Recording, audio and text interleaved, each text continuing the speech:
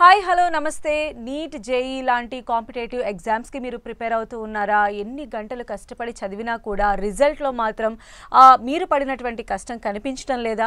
మరి NEET JEE లాంటి competitive ఎగ్జామ్స్లో అసలు మనం ఎలా ప్రిపేర్ అవ్వాలి, ఎలాంటి మెళకువలు పాటించినట్లయితే రిజల్ట్స్ చాలా బాగా వస్తాయి అనే వివరాలు తెలియచేయడానికి మనతో పాటు ఉన్నారు ఎడ్యుకేషనల్ డిజైనర్ సుబ్బారావు గారు. మరి వారిని అడిగి మన వివరాలు తెలుసుకుందాం. నమస్కారం సుబ్బారావు. నమస్తే అండి. జనరల్గా అంటే నీట్ కానీ జేఈ చాలా కాంపిటీషన్ ఉంటుంది, హెవీ కాంపిటీషన్ ఉంటుంది. అటు పిల్లలకి పేరెంట్స్ ఇద్దరికి కూడా చాలా ప్రెషర్డ్గా ఉంటుంది ఆ టైంలో especially. So as a educational designer first అసలు మీరు ఒక కాంపిటేటివ్ ఎగ్జామ్ని మనం ఫేస్ చేస్తూ ఉన్నప్పుడు మన మైండ్ సెట్ ఎలా ఉండాలి? ఫస్ట్ థింగ్ అవి ఎక్స్ప్లెయిన్ చేయగలరు? జేఈ నీట్ అనేటువంటిది బికాస్ ఆఫ్ వేరియస్ రీజన్స్ అండి. పర్టికులర్లీ మన తెలుగు స్టేట్స్లో ఏమవుతుంది అంటే చాలా హెవీ కాంపిటీషన్. సో హెవీ కాంపిటీషన్లో మీరు ఎంత కాంపిటీషన్ ఉన్నా కూడా సీట్లు అనేటువంటివి పరిమితం. సో ఆ సీట్లు ఎన్నుంటాయి అనేటువంటిది మనం చూస్తేనండి ఆ సీట్లు సాధన మాత్రమే అంతిమ లక్ష్యం అయితే ఎంత నష్టపోతారో అనేటువంటిది చెప్పే ప్రయత్నం చేస్తాను మీకు. 6th క్లాస్ నుంచి కూడా జేఈ నీట్ అనేటువంటి తల్లిదండ్రులు ఎక్కువ మంది ఉంటారు. ఓకే, ఒక మంచి చోటకి మన పిల్లవాడిని పంపించాలి అనటంలో ఏమాత్రం తప్పు లేదు. అంతేకాకుండా ఈ జేఈ నీట్ అనేటువంటి జర్నీ జీవితానికి సరిపడా స్ట్రెంత్నిచ్చేటువంటి జర్నీ అండి. దాన్ని కరెక్ట్గా తీసుకోగలిగితే, అది తీసుకోలేకపోతే, సరిగా ఇవ్వకపోతే ఏమవుతుందంటే అది ఒక పీడకలలాగా తయారవుతుంది. నేను ఒక 23 సంవత్సరాల నుంచి ఈ పిల్లల్ని 10th అయిపోయిన తర్వాత 12th అయిపోయిన తర్వాత ఆ జర్నీని బాగా అబ్జర్వ్ చేసి అక్రాస్ ఇండియా డిఫరెంట్ స్కూల్స్ నుంచి వచ్చినటువంటి పిల్లల్ని అబ్జర్వ్ చేసి ఏం జరుగుతుందనేటువంటి దాని మీద సవివరమైనటువంటి రీసెర్చ్ మనం చేయటం జరిగిందండి.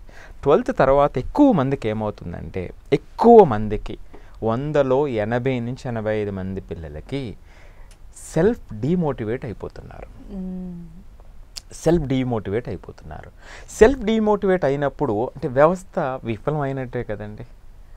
మనం ఒక విద్యాలయం, ఒక క్లాస్ రూము, ఒక టీచరు వాళ్ళలో ఉన్నటువంటి శక్తి వాళ్ళకి తెలిసేటువంటి విధంగా తయారు చేయాల్సినటువంటి ప్రధానమైనటువంటి లక్ష్యం అయితే మరి ఆ లక్ష్యమే డిఫీట్ అయిపోతుంది.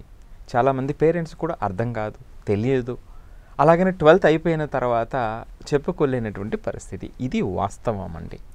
సో అలాంటి పేరెంట్స్ లేదా పిల్లలు జేఈలో ఉన్నట్లయితే ఒక్కసారి అర్థం చేసుకోవాల్సినటువంటి ఫ్యాక్ట్స్ ఉన్నాయి. మీరు 10 మందిని రన్నింగ్ రేస్లో పెట్టారండి. 10 మంది పోటీ పడుతూ ఉన్నారు. అందులో 2 సీట్లు ఉన్నాయి, 2 ప్రైజులు ఉన్నాయి.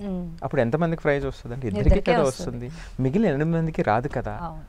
కానీ ప్రయత్నం అనేది చివరి వరకు కూడా ఆ ప్రయత్నం మాత్రం అద్భుతంగా చేయగలగాలి కదండి.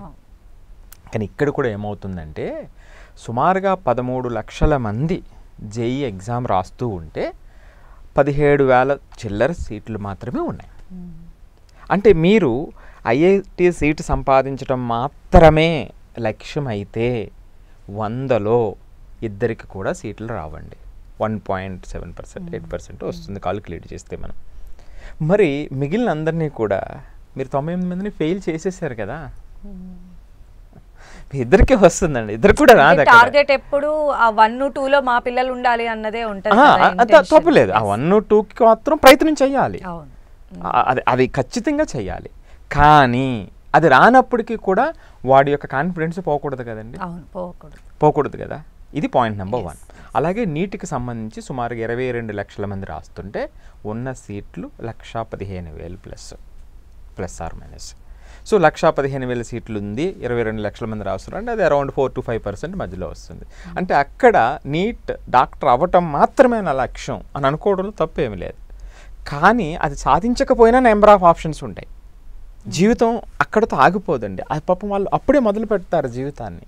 మనం ఏం చేస్తున్నామంటే ఇది రాకపోతే నీకు ఎబిలిటీ లేదు, నువ్వు పనికిరావు, నీకు అంత సామర్థ్యం లేదని ముద్ర వేస్తుంది వ్యవస్థ. నేను దాన్ని వ్యతిరేకిస్తున్నా. సో ఇక్కడ కూడా నేను చెప్తున్నటువంటి దాంట్లో మిగిలిన 95 మందిని మీరు ఫెయిల్ చేసేసారు. మీరు ఫెయిల్ చేసేసారు. కాబట్టి మరి ఇందులో మార్పు రావాలి అనేటువంటిది మన ఉద్దేశం. నేను ఇందాక చెప్పినట్టుగా జేఈ నీట్ జర్నీ జీవితాన్ని అద్భుతంగా మార్చేటువంటి జర్నీ అండి. మరి ఎలా జీవితం అద్భుతంగా మారుతుంది అంటే ఈ యొక్క జర్నీలో 10th క్లాస్ వరకు కూడా చాలామంది పేరెంట్స్ గొప్పగా చెప్తారండి, మా అబ్బాయికి చిన్నప్పటి నుంచి 90% వచ్చింది, 95% వచ్చింది అని. అది జేఈ నీట్ జర్నీకి ఒక ప్రేరణ ఇస్తుంది తప్ప అది జేఈకి దానికి ప్రొఫెషనల్గా రిజల్ట్ ఉండదండి. ఎందుకంటే ఇక్కడ వరకు కూడా 10th క్లాస్ వరకు బోర్డ్ ఎగ్జామ్స్ వేరు, కాంపిటేటివ్ ఎగ్జామ్స్ వేరు. తల్లిదండ్రులు కూడా అర్థం చేసుకోవాల్సినటువంటి విషయం. ఎందుకంటే ఇక్కడ వరకు కూడా 10th క్లాస్ వరకు కూడా ఈ ఎగ్జామ్స్ అన్నీ కూడా అండర్స్టాండింగ్ మీద ఉంటాయి. మనం చదివి అర్థం చేసుకుని అదే వస్తే అవే రాస్తాము. 80% వరకు అండర్స్టాండింగ్గా ఉంటుంది. ఈ కాంపిటేటివ్ ఎగ్జామ్స్కి వచ్చేటప్పటికి ఏమవుతుంది అంటే అండర్స్టాండింగ్ లెవెల్స్ తక్కువ ఉంటాయి, అంటే డైరెక్ట్గా ఆన్సర్ చేసేటువంటి తక్కువ ఉంటాయి. అప్లికేషన్స్ ఓరియంటెడ్ క్వశ్చన్స్ చాలా ఎక్కువ ఉంటాయి. మీరు నిన్నటి వరకు 95% వచ్చింది మా అమ్మాయికి లేదా మా అబ్బాయికి అని చెప్పి ఈ ఎగ్జామ్లో కూర్చోబెట్టినప్పుడు, ఈ ప్రిపరేషన్లో కూర్చోబెట్టినప్పుడు చూసిన 10 క్వశ్చన్లో 8 క్వశ్చన్లు రాకపోతుంటే వాళ్ళ మైండ్ సెట్ ఎట్లా ఉంటుంది? కానీ అది సహజం. ఉదాహరణకి అది యాక్సెప్ట్ చేయాలి. ఫస్ట్ యాక్సెప్ట్ చేసిన తర్వాత వీటిని ఎలా అధిగమించాలనేటువంటిది ఇవ్వాలి. కానీ ఇక్కడ ఏం జరుగుతుంది అంటే పేరెంట్స్ కూడా ఏం చేస్తారు, అరే నిన్నటి వరకు 90% వచ్చింది, నేను లక్షలు కట్టి ఈ పెద్ద గొప్పగా చెబుతున్నారు, పేరు గొప్పగా ఉన్నటువంటి కాలేజీలో నేను జాయిన్ చేశానే, నీ ప్రాబ్లం అయి ఉంటుంది. వాడెవడికో ర్యాంక్ వస్తే మనకేమిటండి, వాడెవడికో 1వ ర్యాంక్ వస్తే ఏమిటి, మన పిల్లవాడు ఈ స్థాయి నుంచి ఏ స్థాయికి వెళ్ళాడు అనేది ఇంపార్టెంట్ తప్ప, రైట్? సో వాళ్ళెవరికో ఫస్ట్ ర్యాంక్ వచ్చింది కాబట్టి అక్కడ నేను జాయిన్ చేశాను కాబట్టి అట్లా కాదు కదండి. ప్రతి ఒక్కరికి, ప్రతి ఫ్యామిలీకి ఆ పిల్లలు ఇంపార్టెంట్. ఆ పిల్లల్లో ఎంత గ్రోత్ అనేటువంటిది ఇంపార్టెంట్. ఆ గ్రోత్ రావడానికి అక్కడ ఉన్నటువంటి వ్యవస్థ ఎలా పనిచేస్తుంది అనేది ఇంపార్టెంట్. అక్కడ టీచర్స్ ఎలా హెల్ప్ చేస్తున్నారు అనేటువంటిది ఇంపార్టెంట్. వాళ్ళ మెంటల్ స్ట్రెంగ్త్ని ఎలా హెల్ప్ చేస్తున్నారు, ఎలా సపోర్ట్ చేస్తున్నారు అనేది ఇంపార్టెంట్. వాళ్ళ ఎమోషనల్ బ్యాలెన్స్కి ఏ విధమైన వ్యవస్థ అయినా ఉందా లేదా అనేటువంటిది ఇంపార్టెంట్. సో పెద్ద పెద్ద ఆశలతో గ్రామాల నుంచి, అంటే తెలంగాణ, ఆంధ్రాలో గ్రామాల నుంచి ఆ దగ్గరలో ఉన్నటువంటి నగరాలకి పిల్లల్ని 10వ తరగతిలో దీనికి ఒక వ్యవస్థ ఉంటుందన్నమాట అండి. సో నిన్ను పలానా చోట, విజయవాడలో పలానా చోట పలానా క్యాంపస్ అంటారు, హైదరాబాద్లో అయ్యప్ప సొసైటీలో పలానా క్యాంపస్ అంటారు. సో అక్కడ ఒక పుట్టగొడుగులాగా 10-15 ఉంటాయి. ఇది ఒక మాయాజాలం అన్నమాట అండి. అక్కడి నుంచి పాపం పెద్ద పెద్ద ఆశలతో వచ్చినటువంటి పిల్లలు హాస్టల్లోకి వచ్చిన తర్వాత అక్కడ సదుపాయాలు లేక, అక్కడ ఎమోషనల్ సపోర్ట్ లేక, అలాగే చదివేటువంటి దానికి నిన్నటి వరకు చదివినటువంటిది ఒకటి, ఇప్పుడు చదువుతున్నటువంటి దాంట్లో ఉన్నటువంటి ఇనీషియల్గా వచ్చేటువంటి కష్టాలను అధిగమించేటువంటి ఆ స్ట్రెంగ్త్ ఎవరు ఇవ్వలేక, నిన్నటి వరకు 90% వచ్చినటువంటి మార్కులు ఈ రోజున 20%, 30% వస్తున్నప్పుడు ఏం చేయాలో అర్థం కాక, నిజంగా నేను దీనికి పనికిరానేమో అనుకుని, అదేవిధంగా క్లాసుల్లో కొంతమంది పిల్లలు ముందు ఏదైనా చదువుకుని ఉన్నట్లయితే ఆ సంబంధించినటువంటి టాపిక్స్ వస్తున్నప్పుడు ఆ క్లాసులో ఒకరిద్దరు వెంటనే సమాధానాలు చెబుతుంటే, అరే వీళ్ళు చెప్పేస్తున్నారు నేను చెప్పలేకపోతున్నాను అంటే నా దగ్గర సామర్థ్యం లేదేమో డిమారలైజ్ అయిపోయి ఇన్ని సమస్యలు ఉంటాయని ఇది ఎవరికి తెలుస్తుంది? సో పేరెంట్స్ ఏమనుకుంటే, నేను లక్షలు కట్టాను, నాకు ఇదివరకు సదుపాయాలు లేవు, నేను ఇన్ని సదుపాయాలు ఇస్తున్నాను, చదవటానికి ఏమిటి అంటారు. చదవటం అది కాదండి. నేను ఒక్క మాట చెప్తాను. మీరు రోజు సంధ్య గారు ఒక వాకింగ్ చేస్తారు అనుకుందాం, 10 కిలోమీటర్లు వాకింగ్ చేస్తారు, చాలా ఫాస్ట్గా చేస్తారు, రైట్? ఒక 10 సంవత్సరాల నుంచి చేస్తున్నారు. మీరు వాకింగ్ అనేటప్పుడు ఒక రకమైన ఎనర్జీ వస్తుంది కదండి మీకు, right? Mind set already prepare అయి ఉంటుంది కదా. మీరు బాగా దాని మీద ఒక ప్రేమ వస్తుంది, దాని మీద ఒక అభిమానం వస్తుంది, నేను చేయగలను అనేటువంటి కాన్ఫిడెన్స్ లోపల ఉంటుంది కదండి. మీరు 10 సంవత్సరాలు చేసినటువంటి ప్రయాణంలో నేను ఇప్పుడు ఏం చేశానంటే, మీరు 10 కిలోమీటర్లు కాదు 8 కిలోమీటర్లే అన్నాను. అది ఫ్లాట్ రోడ్ కాదు, అంటే ఎత్తు పల్లాలు ఉన్నటువంటి ఒక కొండ వస్తుంది, ఎక్కాలి, మీరు మళ్ళీ దిగాలి, ఎక్కాలి, మళ్ళీ దిగాలి అనేటువంటి కాంపిటీషన్ ఇప్పుడు మీకు డెఫినెట్గా తడబాటు వస్తుంది, ఆలోచనలు మారిపోతాయి, కాన్ఫిడెన్స్ తగ్గుతుంది. మీరు ఈ వాస్తవాన్ని మీరు అర్థం చేసుకోకుండా 8 కిలోమీటర్లు మాత్రమే, నేను ఎప్పుడు 10 కిలోమీటర్లు, ఇక్కడ 8 కిలోమీటర్లు మాత్రమే అనేటువంటి దాన్నే మీరు ఫిక్స్ అయ్యి ఉంటే, ఇక్కడ ఉన్నటువంటి ఛాలెంజెస్ని మీరు అడ్మిట్ చేయకపోతే, ఇక్కడ ఉన్నటువంటి ఛాలెంజెస్ని మీరు అర్థం చేసుకోకపోతే ఏమవుతుందండి? మీరు కంప్లీట్గా డిమోరలైజ్ అవుతారు. కానీ మరి ఇంత గొప్ప చేయగలిగేది ఉన్నా కూడా అప్పుడు చేయలేకపోతారు. అంటే మీ లాజిక్ కానివ్వండి, మీ మైండ్ కానివ్వండి షట్ డౌన్ అయిపోతుంది. సో ఇక్కడ కూడా అంతేనండి, ఎగ్జాక్ట్గా ఇక్కడ 10వ తరగతి వరకు 90% మార్కులు వచ్చినా, 95 వచ్చినా, 97% వచ్చినా ఇది నాట్ డైరెక్ట్లీ ప్రపోర్షనల్ అండి. ఎవరు పిల్లలైతే సెల్ఫ్ లెర్నింగ్లో స్ట్రాంగ్గా ఉంటారో, తప్పుల నుంచి తెలుసుకునేటువంటి మైండ్ సెట్ వాళ్ళకు ఉంటుందో వాళ్ళు కొంచెం కొంచెం ముందుకు వెళ్తారండి. అయితే ఇప్పుడు మీరు చెప్పిన పాయింట్లోనే సెల్ఫ్ లెర్నింగ్ కిడ్స్ అని అంటారు. అంటే 6th క్లాస్ నుంచి మనం ఈ నీట్ జేఈ ఈ స్కూల్స్లో వేసేస్తూ ఉన్న ప్రాక్టీస్ సెషన్ ఇవన్నీ నడుస్తాయి. సో సెల్ఫ్ లెర్నింగ్ కిడ్ని మనం ఎలా ఐడెంటిఫై చేస్తామంటారు? అంటే యాజ్ ఎ ఉదాహరణకి తప్పుగా అనుకోవద్దు పేరెంట్స్, ప్లీజ్ సారీ. మన తెలుగు స్టేట్స్లో ఉన్నటువంటి వాళ్ళలో మెజారిటీ కాదండి, 90% ఆఫ్ ద పిల్లలు మీరు గమనిస్తే వీళ్ళు సెల్ఫ్ లెర్నర్స్ కాదు. ఎందుకు సెల్ఫ్ లెర్నర్స్ కాకుండా ఎవరు చేస్తున్నారు అంటే కొంతమంది పేరెంట్స్ చేస్తున్నారు, 99% ఆఫ్ ద ఇన్స్టిట్యూషన్ చేస్తున్నాయి. ఎందుకు చేస్తున్నారు? రెడీమేడ్గా పెట్టడం. ఒకే ఒక మాట సంధ్య గారు, మీ పిల్లవాడు ఇంటికి వచ్చి వాడి పని వాడు చేసుకోగలుగుతుంటే పాయింట్ నెంబర్ 1. రెండోది, టీచర్ హోంవర్క్ ఇచ్చాడు, హోంవర్క్ ఇవ్వలేదు అనేటువంటి దాన్ని కాకుండా ఈరోజు ఈ చాప్టర్ జరిగింది, లేదా నేను ఇది జరిగింది, నాకు కొంచెం అర్థం కాలేదు అని ఒక్క పావు గంట 6th క్లాస్ అన్నారు కాబట్టి చెప్తున్నా, ఒక్క పావు గంట వాడు బుక్ తీసుకుని అరే నాకు ఇది అర్థం కాలేదని చదువుటువంటి పిల్లవాడు ఉంటే వాడు సెల్ఫ్ లెర్నర్ అండి. వాడికి ఈ రోజున 60% మార్క్ వచ్చినా వాడు విజయం ఎవ్వడు ఆపలేడు, ఈ యొక్క ప్లానెట్ మీద ఎవ్వరు ఆపలేరండి. ఎప్పుడైతే పేరెంట్స్ తోసి 90 కాదండి 99% మార్కులు వచ్చినా అది ఏ రోజు ఆగిపోతుందో ఆ ప్రయాణం ఎవ్వరికీ తెలియదు. నేను 100 మంది పిల్లల్ని చూసి చిన్నప్పటి నుంచి పేరెంట్స్ పక్కన కూర్చుని చదివించి 1 మార్కు తగ్గితే అల్లాడిపోతున్నటువంటి పేరెంట్స్ అలాంటి వాళ్ళు 100 మంది ఉన్నారు. అలాంటి పిల్లవాడు 10th తర్వాత ఇక్కడ వచ్చిన తర్వాత, ఈ జర్నీ వచ్చిన తర్వాత, ఒక్క స్కూల్ కాదండి, number of schools, different school నుంచి మనం స్టడీ చేస్తే అప్పుడు ఈ క్వాలిటీ అనేటువంటిది పర్టికులర్లీ మోస్ట్ ఆఫ్ దట్ ఈ కార్పొరేట్ వ్యవస్థ అనుకోండి, లేకపోతే ఇంటర్నేషనల్ స్కూల్స్ అనుకోండి, ఏదైనా అనుకోండి, అంటే రకరకాల రీజన్స్ ఉన్నాయండి. ఇక్కడ పేరెంట్స్ అంతే తప్పు చేస్తారు. పేరెంట్స్ ఎట్లా ఉంటుందంటే నేను కట్టే డబ్బులు రిజల్ట్ రావాలి, రాదండి, అట్లా రాదు. ఇది ఒక ఫోన్ కాదండి, ఒక వస్తువు కాదండి, పిల్లలండి వాళ్ళు. ఆ పిల్లలు ఆ మైండ్ సెట్ ఎంతవరకు రూపాంతరం చెందింది, ఎంతవరకు అది గ్లోరిఫై చేస్తున్నాము, ఆ గ్రోత్ని ప్రేరేపిస్తున్నాము, అటువంటి విషయాలను మనం ఎంతవరకు పిల్లలకి ఇస్తున్నాం అనేటువంటిది ఇంపార్టెంట్ కానీ మీరు లక్షలు ఇచ్చినంత మాత్రాన రాదు. సో పేరెంట్ ఉంది. ఇంకొకటి ఏమిటంటే కొంతమంది పేరెంట్స్ హాస్టల్లో వేస్తారు. ఓకే, కొన్ని కారణాల వల్ల వేశారంటే అది వేరే విషయం. అక్కడ కారణాలు లేకుండా వీడిని కంట్రోల్ చేయలేక అక్కడ వేశారనుకోండి. ఇంకొక ఐరానీ ఏమిటంటే పేరెంట్స్ విషయంలో నేను చెప్తున్నా, అంటే 2 పక్కల తప్పు ఉంటుంది అని చెప్తున్నా. వ్యవస్థలో పేరెంట్ ఉంది.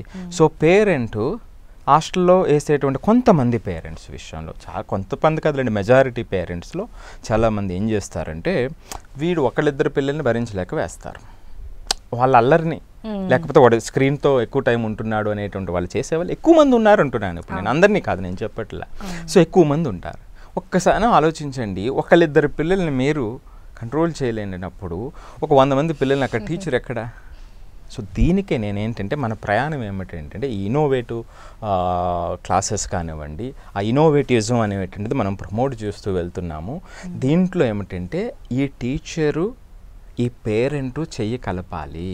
వీళ్ళిద్దరితో పాటుగా అడ్మినిస్ట్రేషన్ ఉంటుంది, ఆ స్కూల్ అడ్మినిస్ట్రేషన్ లేదా ఇన్స్టిట్యూషన్ ఉంటుంది. ఈ ముగ్గురు కూడా కష్టపడేది పిల్లవాడి గ్రోత్ కోసం. ఈ ముగ్గురు చెయ్య కలిపితే మన ముగ్గురు ఉన్నామండి ఇక్కడ. సో దీని అవుట్పుట్ బాగా రావాలి అనుకునేటప్పుడు మనం ముగ్గురు కోఆర్డినేట్ చేసుకున్నప్పుడు దీని పరిస్థితి వేరే ఉంటుంది. సో ఒకరికొకరు నిందించుకుంటే ఎట్లా ఉంటుంది? ఇది జరుగుతుంది వ్యవస్థలో, అలా జరగకూడదు అనేటువంటిది ఉద్దేశం అన్నమాట. సో ఇలాంటి ప్రోగ్రామ్స్ ఎంతవరకు ప్రెజెంట్ ఉన్నటువంటి ప్రతి స్కూల్లో అవసరం, స్కూల్ ఆర్ కాలేజ్ ఎవ్రీథింగ్? ఇక్కడ ముఖ్యమైనటువంటిది ఏమిటి అర్థం చేసుకోవాల్సింది ఏమిటంటే అండి, గత 25 సంవత్సరాల నుంచి ప్రపంచం వేగంగా మారిపోయింది. అంత వేగంగా క్లాస్ రూమ్ మారలేదు. క్లాస్ రూమ్ అంటేనండి బయట రంగులు వేయటం కాదు, ఇన్ఫ్రాస్ట్రక్చర్ పెట్టడం కాదు, ఇవన్నీ ఒక అడిషనల్. అత్యంత ప్రాధాన్యతతో కూడుకున్నటువంటిది కాదండి. క్లాస్ రూమ్ లోపల టీచర్ స్టూడెంట్ యొక్క కనెక్షన్, టీచర్ స్టూడెంట్ మధ్యలో జరిగేటువంటి మ్యాజిక్, అది ఇంపార్టెంట్ అండి. బాండింగ్ ఇప్పుడు ఉంటుంది అనుకోవచ్చా అసలు టీచర్కి లాస్ట్ బెంచ్లో కూర్చున్న స్టూడెంట్కి మధ్య? అంటే అండి కొన్ని చోట్ల ఉంటుంది సంధ్య గారు. ఎందుకు చెప్తున్నానంటే అటువంటి టీచర్స్కి మనం సెల్యూట్ చేయాలి. ఈ మధ్య మనం ఒక 5-6 నెలల క్రితం చూస్తే మన తెలంగాణలో టీచర్ ట్రాన్స్ఫర్స్ అయినాయి. టీచర్ ట్రాన్స్ఫర్స్ అయినప్పుడు కొన్ని చోట్ల ఆ టీచర్స్ ట్రాన్స్ఫర్ వెళ్తున్నటువంటి టీచర్స్ని వెళ్ళకుండా కంటి నిండా నీళ్ళతో పిల్లలు ఆపేసినటువంటి, ఎంత అద్భుతంగా ఉంటుందండి. అంటే వాళ్ళు ఎంత వాల్యూ క్రియేట్ చేస్తుంటారు ఆ టీచర్స్ ఇంతమందిలో. కాబట్టి మనం ప్రతిదీ జనరలైజ్ చేయకూడదు, కానీ మీరు అడిగినట్టుగా ఆ బాండ్ అనేటువంటిది తగ్గిపోయింది. కానీ ఇలాంటి టీచర్స్ ఇంకా ఉన్నారు, అలాంటి వాళ్ళు పెరగాలి, ఆ వాల్యూ ఎడిషన్ జరగాలి అనేటువంటిది నా ఉద్దేశం అండి. సో దీనికి సంబంధించి మరలా మనం వెనక్కి వస్తే జనరల్ నుంచి జేఈ నీట్కి సంబంధించి వచ్చినప్పుడు ఇక్కడండి ప్రతి పేరెంట్ అర్థం చేసుకోవాల్సింది నెంబర్ ఆఫ్ ఛాలెంజెస్ ఉంటాయండి. ఎందుకు ఛాలెంజెస్ ఉంటాయంటే సిలబస్ ఓవర్వెల్మింగ్ సిలబస్ ఉంటుంది. 10th వరకు ఉన్నటువంటి సిలబస్ వేరు, పార్ట్స్ వైజ్ ఉండేటువంటి సిలబస్ వేరు, ఇక్కడ ఉన్నటువంటి 11th 12thలో వచ్చినటువంటి సిలబస్ వేరు. ఈ జేఈ నీట్కి సంబంధించి బోర్డ్ ఎగ్జామ్స్ అట్లాగా రాస్తారు, అది పెద్ద విషయం కాదు. ఇది పాయింట్ నెంబర్ 1 అండి. సెకండ్ ఏమిటంటే నేను ఈ జేఈ జర్నీలో మనం రాసినటువంటి ఒక బుక్లో, అన్స్టాపబుల్ అనేటువంటి బుక్లో ఒక 12 పాయింట్స్ మనం రాయటం జరిగిందండి. ప్రోక్రాస్టినేషన్ అని, మెంటల్ ఎగ్జాషన్ అని, అంతేకాకుండా ప్లాటూ స్టేజ్ అని మీరు స్టార్టింగ్లో చెప్పారు. ఎన్ని గంటలు కష్టపడినా రిజల్ట్ రావటం అనేది. కొన్ని సందర్భాలు ఏమవుతుందంటే అండి వాళ్ళు కష్టపడుతూ ఉంటారు, అది టఫ్ కాన్సెప్ట్ ఉండేటప్పుడు ఏమవుతుందంటే లోతుకి వెళ్ళాల్సి ఉంటుంది, బాగా లోతుకి వెళ్ళాల్సి ఉంటుంది, రిజల్ట్ వెంటనే రాదు. సో ఆ ప్లాటూ స్టేజ్ అంటాం. ఇలా ఒక 12 కారణాలు మనం వివరించడం జరిగింది. ఈ 12 కారణాలని మనం అడ్మిట్ చేస్తే, మీరు మంచి మాట చెప్పారు ఇందాక, మనం ముందు అడ్మిట్ చేయాలి అని. సో మనం అడ్మిట్ చేయడం మొదలు పెడితే దాని నుంచి నేర్చుకోవడం మొదలవుతుంది. అది మన యొక్క లైఫ్కి బేస్ అవుతుంది. అందుకనే నేను ఈ జర్నీ అనేటువంటిది లైఫ్ ట్రాన్స్ఫార్మ్ చేసేటువంటి జర్నీ అని నేను చెప్తున్నాను అనమాట అండి. సో దీని అంతటికి ముందుగా మనం ఏం కావాలంటే అండి ఆ పిల్లలకి ఆ మైండ్ సెట్ ఇవ్వాలి. ఆ మైండ్ సెట్ ఇవ్వాలి. దాన్ని నేను ఏమంటానంటే గ్రోత్ మైండ్ సెట్ అని చెప్తాను. ఈ రోజున పిల్లలకు కావాల్సిన 2 క్వాలిటీస్ అయితే అందులో ఒకటిది సెల్ఫ్ లెర్నింగ్ అయితే రెండవది గ్రోత్ మైండ్ సెట్. ఈ గ్రోత్ మైండ్ సెట్ అంటే నాకు ఇప్పుడు తెలియదండి, నాకు ఇప్పుడు దీని గురించి తెలియదు, కెమెరా గురించి నాకేమీ తెలియదు, బట్ నేను ఒక్క వారం రోజులు లేకపోతే 3 days నేను ఇక్కడ కూర్చుని నేర్చుకోగలను అనేటువంటి కాన్ఫిడెన్స్, నిజంగా కూర్చొని ఆ ఫోకస్ అటెన్షన్ పెట్టగలగటం అనేటువంటిది ఇది కావాలి. ఇప్పుడు ఎందుకంటే టెక్నాలజీ మారిపోతుంది కదండి, ప్రపంచం మారిపోతుంది కదా, ఏ రంగం తీసుకున్నాక చూడండి ఇదివరకల్లా లేదు కదా. సో ఈ 2 లక్షణాలు మనం ఇవ్వలేకపోతే మీరు ఏ డిగ్రీలైనా కానివ్వండి వాళ్ళు ఆర్డినరీ పీపుల్ అయిపోతారు. సో ఈ ఛాలెంజెస్ వల్ల పిల్లల్నేమో నిన్నటి వరకు నేను ఇందాక చెప్పినట్టుగా స్మూత్గా నడిపించి ఒక్కసారిగా ఈ ఛాలెంజెస్ ఇచ్చినప్పుడు వాళ్ళు ఫెయిల్ అయ్యామని అనుకుంటే వాళ్ళు మెంటల్గా డిస్టర్బ్ అయ్యేటువంటి అవకాశం ఎక్కువ కనిపిస్తాయి. అప్పుడు ఆ సపోర్ట్ ఇవ్వలేకపోతే ఈ ఇబ్బందులన్నీ ఎదురవుతున్నాయి అన్నమాట. అంటే ఈ సపోర్ట్ టైంలో అంటే పేరెంట్స్ కూడా ఏంటంటే మా అబ్బాయి కూడా జమ్మే కదా, ర్యాంక్ వస్తుంది, సీట్ వస్తుంది, ఇలా ఉంటారు కదా, అదే చెప్తున్నాను. ముందు పేరెంట్స్ బ్రేక్ చేయాల్సిన అవసరం ఇక్కడ. అంటే నేనేమంటున్నానంటే ఒకే ఒక మాట చెప్తానండి, మార్క్స్ ర్యాంక్స్ ఫోకస్ నుంచి ఇనీషియల్గా మార్క్స్ ర్యాంక్స్ ఫోకస్ నుంచి ఎఫర్ట్ ఫోకస్గా మారాలి. పిల్లలు ఎంత ఎఫర్ట్ పెడుతున్నారు. చాలామంది మీకు ఒక ఆశ్చర్యకరమైన విషయం చెప్పమంటారా, వీళ్ళు లక్షలు పెట్టి జాయిన్ చేస్తారు కదా, జాయిన్ చేసిన తర్వాత లక్షలు పెట్టి జాయిన్ చేసి పెద్ద పేరున్న కాలేజీలో జాయిన్ చేసామని అనుకుంటారు, మేము చాలా బెస్ట్ ఇస్తున్నామని అనుకుంటారు. ఆశ్చర్యకరమైన విషయం ఏంటంటే ఈ పిల్లల్లో చాలామంది సుమారు 60-70% పిల్లలు 3 నెలలకి అసలు మొత్తం చేతులు ఎత్తేస్తారు. జస్ట్ అలా ఉంటారంతే. ఆ ఫోకస్ ఉండదు. 60-70%, కొంచెం ఆ 30% పిల్లలు కింద మీద పడతారు. ఇంకొంచెం కాలం అలా వచ్చేటప్పటికి ఒక 10%, 5%కి వచ్చేస్తారు. ఎందుకు అంటే వీళ్ళకి ఇనీషియల్ సపోర్ట్ ఇవ్వలేక. సో ఇది జరుగుతున్నటువంటి నిజం. సో పాపం ఏమిటంటే ఎన్ని లక్షలు కట్టినా పేరెంట్స్కి అర్థం కాదు, అరే మనం ఇంత ఇచ్చేమే ఆ బాధలు వాళ్ళు చూస్తూనే ఉంటారు పాపం. హాస్టల్కి సంబంధించిన బాధలు చూస్తుంటారు. లేదా డే స్కాలర్ అయితే ఈ పిల్లవాడు అంతరాలు పెరుగుతూ ఉంటాయి. చదువు గురించి పిల్లలు పేరెంట్స్తో మాట్లాడడం తగ్గిస్తారు. ఎగ్జామ్స్లో మార్కులు తక్కువ వస్తాయి. దానికి కారణం తెలియదు.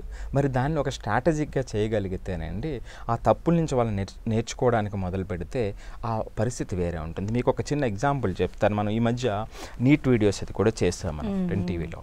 చేసినప్పుడు చాలా కాల్స్ వచ్చినాయి నీట్ పిల్లలు అదని. ఒక అమ్మాయి అండి 4 సంవత్సరాలు అంటే 4 సార్లు రిపీట్ చేసింది అనమాట అండి నీట్ ఎగ్జామ్. అంటే ఫస్ట్ టైం రాసింది, తర్వాత 3 సార్లు రిపీట్ చేసింది, 4th టైం రాసింది. 4th టైం రాసినటువంటి అమ్మాయి ఆ ప్రెజర్ తట్టుకోలేక 4th టైం 4వ సంవత్సరం చూడండి పాపం ఎంత ఓర్పుతో 4వ సంవత్సరం వరకు రిపీట్ చేసింది, 3వ సంవత్సరం కూడా రిపీట్ చేసింది, 4వసారి ఎగ్జామ్ రాస్తుంది. అది ఎంత గొప్ప విషయం అండి పేషెన్స్. ఆ పేషెన్స్ ఆ చివరి ఎగ్జామ్ డేకి వచ్చేటప్పటికి ఎప్పుడు అమ్మాయికి 550, 600 వచ్చేటువంటి మార్క్స్లో అక్కడ జరిగినటువంటి ఎగ్జామ్స్లో ఎప్పుడు ఆ స్థాయిలో వచ్చినటువంటి అమ్మాయి ఆ ఫైనల్ ఎగ్జామ్కి వచ్చేటప్పటికి ఆ స్ట్రెస్ తట్టుకోలేక 410 మార్కులు వచ్చినాయట. పాపం ఆ కలపోయింది. సో మరి అలాగని 5th టైం తీసుకోలేదు కదండి, మన ఎంకరేజ్ కూడా చేయకూడదు పాపం. సో కానీ చూడండి అంటే ఆ అమ్మాయి ఆ సపోర్ట్ అన్ని ఎగ్జామ్స్ రాసి ఎగ్జామ్ యాంగ్జైటీ అన్నమాట అండి. ఎంత కష్టపడి వెళ్ళి ఆ ఫైనల్ ఎగ్జామ్కి వచ్చేటప్పటికి ఆ మెంటల్ స్ట్రెంగ్త్ లేకపోతే ఏమవుతుంది అనేటువంటిది ఒక ఉదాహరణ. ఇట్లాంటి పిల్లలు చాలామంది ఉన్నారు. ఎలా అసలు ఓవర్కమ్ చేయొచ్చు అంటారు ఎగ్జామ్ యాంగ్జైటీని? ఇక్కడ ఒక 2 విషయాలు చెప్తానండి అందరికీ కూడా. సైన్స్ బేస్డ్ ఒక 2 విషయాలు చెప్తాను. మనం జనరల్గా ఇన్నో మెంటర్షిప్ ట్రైనింగ్ అని ఒక బూట్ క్యాంప్ తయారు చేస్తాం అనమాట అండి. ఇది ఏమిటంటే ఇర్రెస్పెక్ట్ ఆఫ్ సబ్జెక్ట్ వాళ్ళకు వచ్చే సమస్యని వాళ్ళు ఎలా సాల్వ్ చేసుకోవాలి.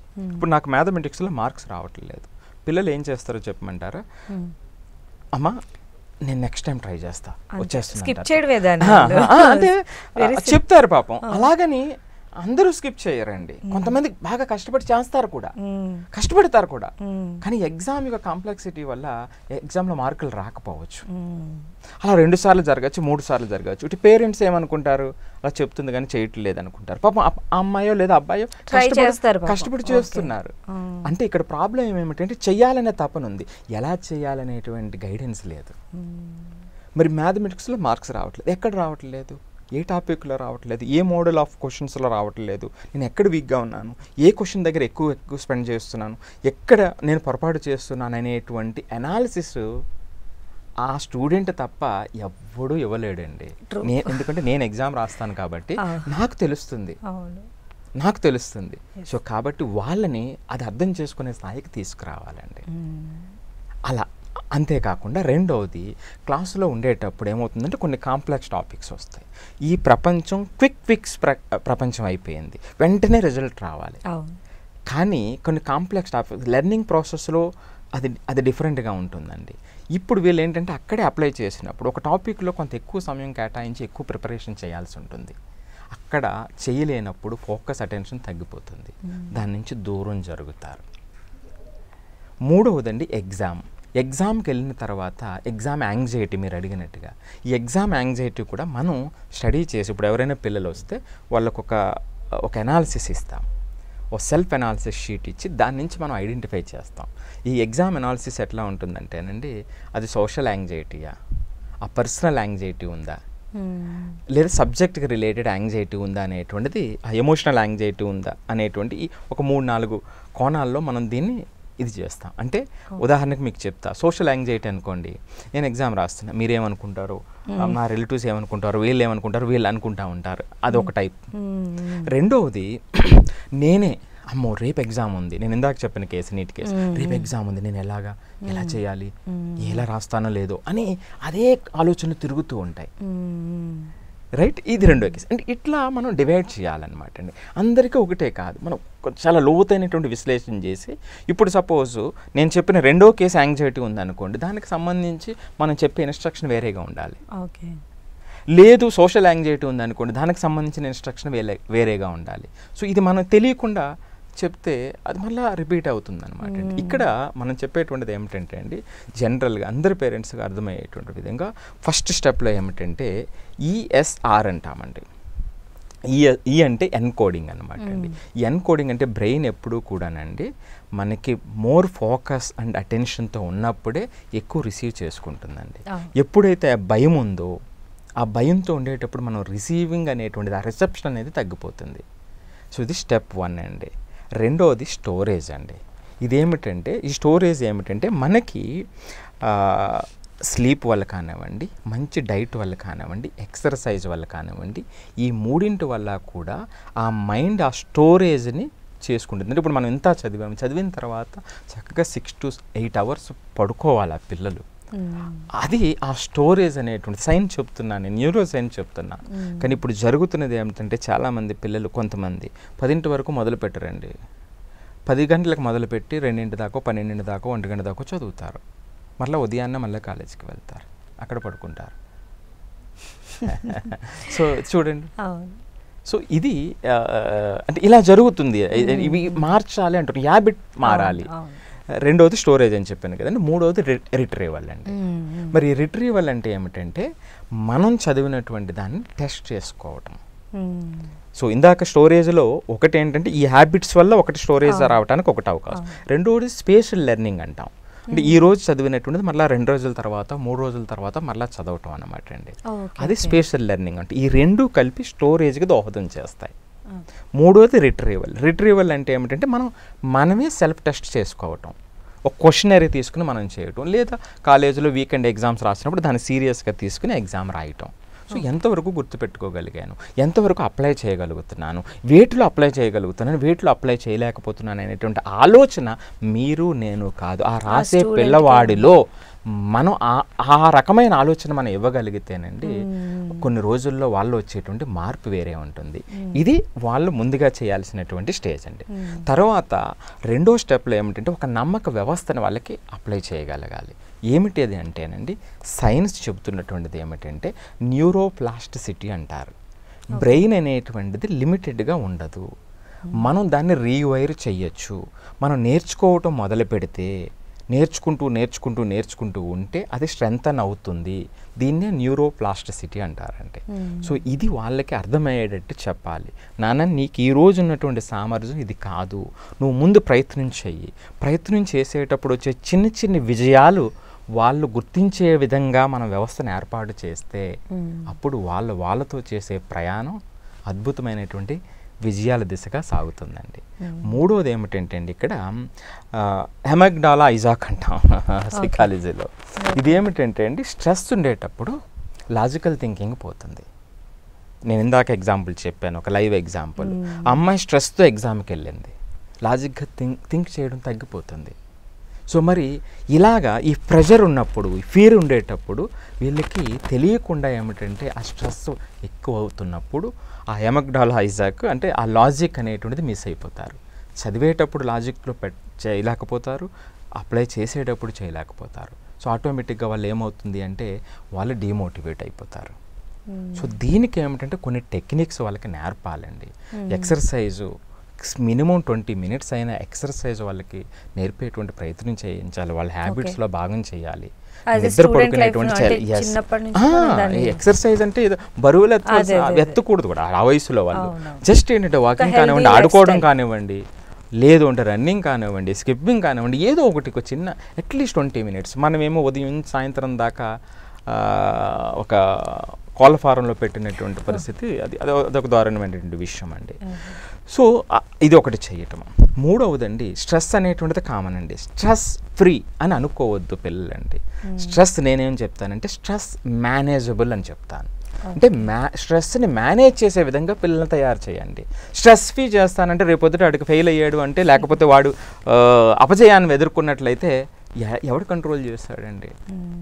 సో కాబట్టి జీవితంలో స్ట్రెస్ లేకుండా జీవితం ఉండదు. కానీ ఆ వచ్చిన స్ట్రెస్ని మేనేజ్ చేసే స్థాయికి పిల్లల్ని తీసుకురాగలగాలి అనేది నేను చెప్తుంటాను. సో దానికి ఏమిటంటే ఈ సందర్భంలో అలా ఎదురైనటువంటి సందర్భంలో కొంచెం మైండ్ఫుల్నెస్ టెక్నిక్స్ కానివ్వండి, బ్రీతింగ్ ఎక్సర్సైజెస్ కానివ్వండి, ఇమీడియట్గా ఒక 10-15 సెకండ్లో రిలీఫ్ వస్తుంది.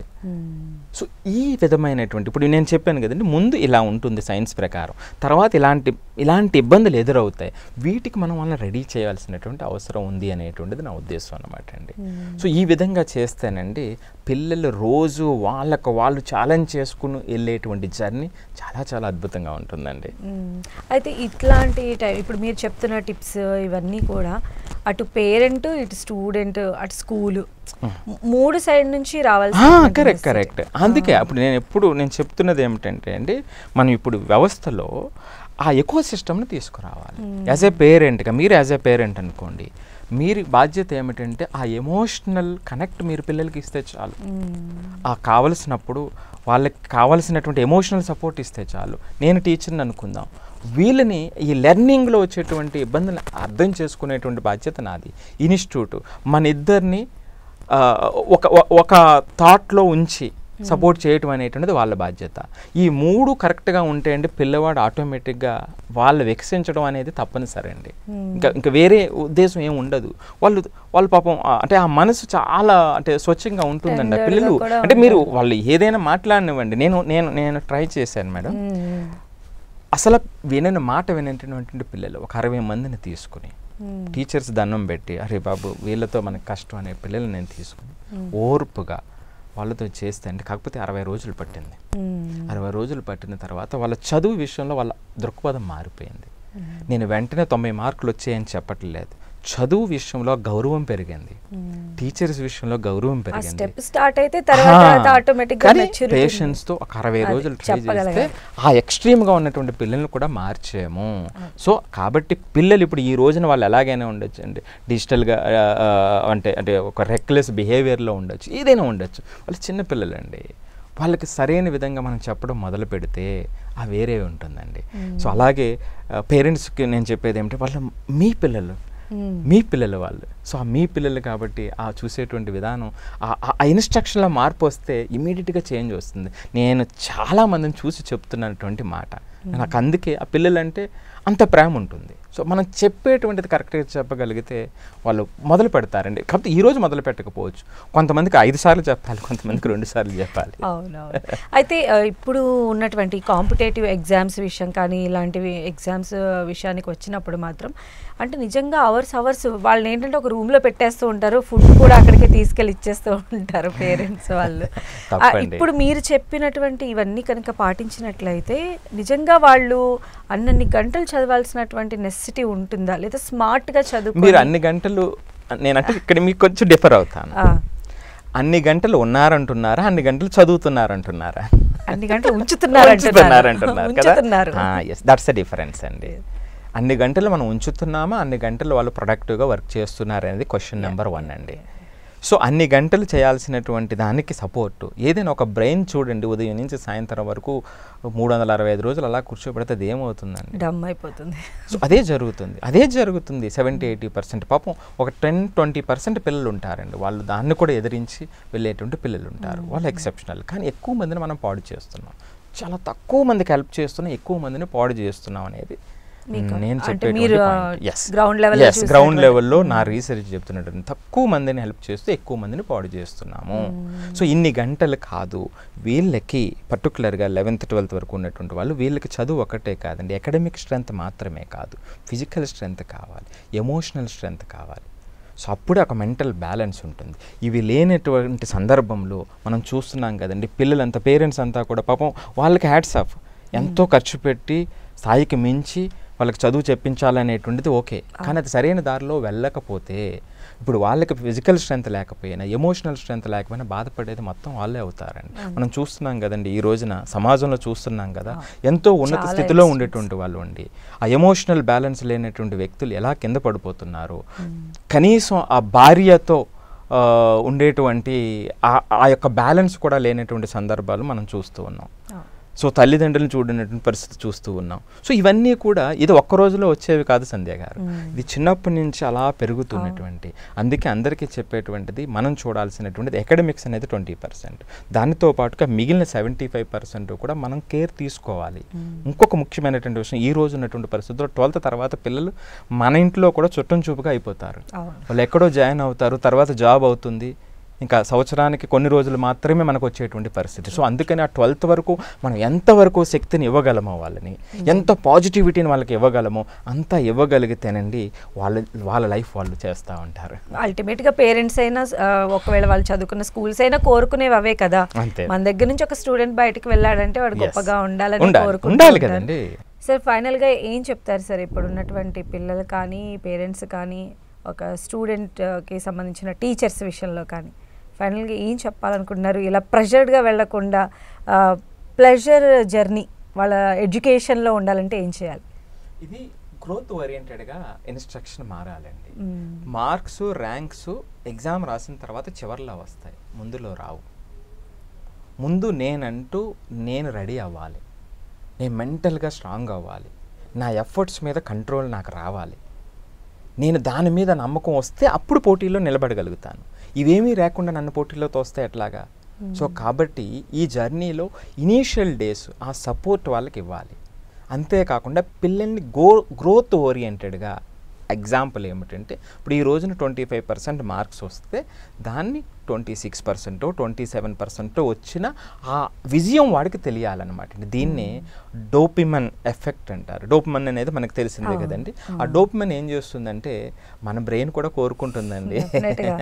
సో ఆ బ్రెయిన్ ఏమిటంటే ఆ పాజిటివిటీని కోరుకుంటుంది. ఎప్పుడైతే చిన్న చిన్న పాజిటివిటీలు వచ్చిందో అది ఇమీడియట్ రష్ అయ్యి ముందుకు వెళ్తుంది.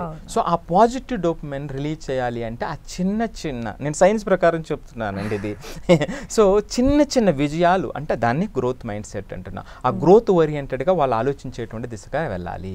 సో అప్పుడు ఒకటి స్టెబిలైజ్ అయిన తర్వాత అప్పుడు ర్యాంకు మార్కులు దాన్ని స్టెబిలైజ్ చేయడం అనేది నెక్స్ట్ లెవెల్లో ఉంటుంది. మనం ఏంటంటే దీన్ని వదిలేసి దాన్ని చూడటంతో అసలు ఇక్కడ రెడీ అవ్వకుండానే, అంటే ఇప్పుడు ఇప్పుడు నేను రన్నింగ్ చేయాలనుకోండి, ఫస్ట్ నేను చేయాల్సినటువంటిది నా కాళ్ళు నేను స్ట్రెంథన్ చేసుకోవాలి. సో దీన్ని ఈ ఆర్మ్స్ స్ట్రెంత్ చేసుకోవాలి, తర్వాత బ్రీత్ మీద నాకు కమాండ్ రావాలి, అప్పుడే నేను రన్నింగ్ చేయగలుగుతాను. సో అంటే ప్రతి పనికి కూడా ముందు ఉండేటువంటి స్ట్రెంథన్ అయితే ఆ పని చేయగలుగుతాం. ఇక్కడ కూడా అట్లాగేనండి. ఇక్కడ నేను ఫైనల్గా చెప్తున్నటువంటిది ఏమిటంటే the brain does not grow with age అండి, it goes with use. So మనం ఎలా యూజ్ చేస్తామనే దాని మీద గ్రో అయి ఉంటుంది. వయసుతో పాటు అది స్ట్రాంగ్ అవ్వదు. అట్లాగే for each student I'm telling, each page or every page you read, every problem you solve, every challenge you face, every fear you understand, that rewires your brain. అది రీవైర్స్ చేస్తుంది. So ఎప్పుడైతే ఇది చేస్తుంది, you are not just preparing for exams, you are transforming unstoppable. ఇది అర్థం చేసుకోగలిగితే వాళ్ళండి, నేను ఇప్పుడు చెప్పినట్టుగా ఆ ప్రతి ఛాలెంజ్ని ఆపర్చునిటీస్ లాగా చూడగలిగేటువంటి మనస్తత్వాన్ని మనం ఇవ్వగలిగితేనండి వాళ్ళు విజయం ఎవరు ఆపలేరండి. అందుకే సంధ్య గారు ఫైనల్గా ఒక చిన్న ఎగ్జాంపుల్, అందరికీ అర్థమయ్యేటువంటి ఎగ్జాంపుల్ చెప్తాను. ఐఐటిలోకి వెళ్ళి ఫెయిల్ అయిన పిల్లలు ఉన్నారు. ఐఐటిలోకి వెళ్ళలేక ఈ చుట్టుపక్కల కాలేజీలో ఇంజనీరింగ్ జాయిన్ అయ్యి అద్భుతమైనటువంటి స్థాయికి వెళ్ళినటువంటి వాళ్ళు ఉన్నారు. ఎలా వెళ్ళారంటారు? సో అప్పుడు కొన్ని కారణాల వల్ల ర్యాంక్ రాకపోవచ్చు, కానీ వాళ్ళ ఎఫర్ట్ మాత్రం ఎప్పుడు పే చేయకుండా ఉండదండి. జీవితానికి మన ఎఫర్ట్, పాజిటివ్ ఎఫర్ట్ ఇచ్చుకుంటూ వెళ్తే అది ఖచ్చితంగా మన దగ్గరికి చేరుతుంది. దానికి వేరే దారి లేదు, వేరే రూమ్ లేదు. సో కాబట్టి ఆ మైండ్ సెట్తో మనం పిల్లల్ని తయారు చేద్దాం, వాళ్ళని స్ట్రెంథన్ చేద్దాం, వికసిత భారత్కి సహాయపడదాం. యా డెఫినెట్గా. థ్యాంక్ యూ సో మచ్ అండి. ఈరోజు చాలా వాల్యుబుల్ ఇన్ఫర్మేషన్ మా అందరికీ కూడా షేర్ చేశారు. Thank you so much. Thank you. ఇది వాళ్ళ స్పెషల్ డిస్కషన్. చూస్తూనే ఉండండి 10 TV.